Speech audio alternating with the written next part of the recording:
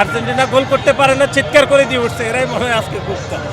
আমার প্রথম মনে হচ্ছে 3-0 গোল, এখন মনে হচ্ছে 4-0 গোল হবে।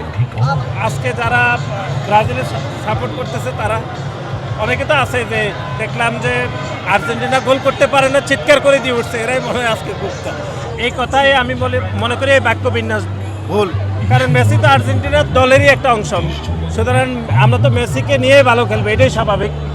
তবে মেসি ছাড়াও খুবই ভালো খেলেছে, যদি আরও একটু ভালো, বিশেষ করে কয়েকটা আরও 2-1টি গোল হতে পারত। আমি মনে করতেছি সেকেন্ড হাফে অন্তত আরও 2টি গোল হবে।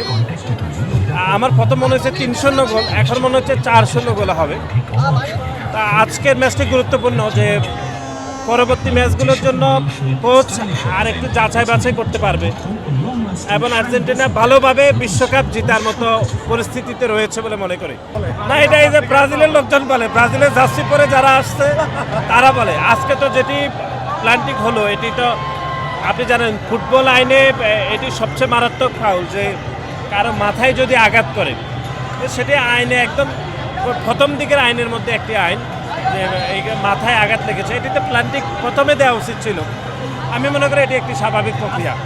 না, একটা প্ল্যান্টিং হয়েছে, একটা প্ল্যান্টিং তো খেলার অংশ, এবং আজকে যেটি প্ল্যান্টিং হয়েছে এটি খুবই ন্যায্য প্ল্যান্টিং বলে আমি মনে করি।